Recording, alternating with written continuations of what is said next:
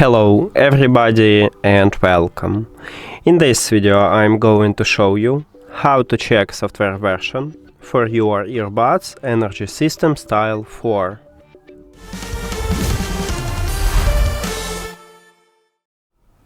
You have to start by open a Smart Connect application. Of course, you need to add your earbuds to the app. Then you will see them at the device list and you need to tap at your earbuds. Now click at the pencil icon at the right top.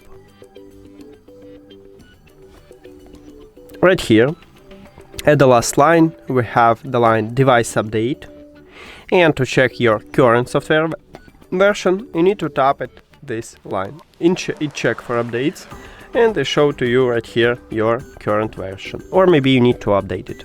Yeah, you can do this in the same menu. That's it. Thank you for watching this video. If you found it helpful, please consider subscribing to channel and leave the like on the video. See you later.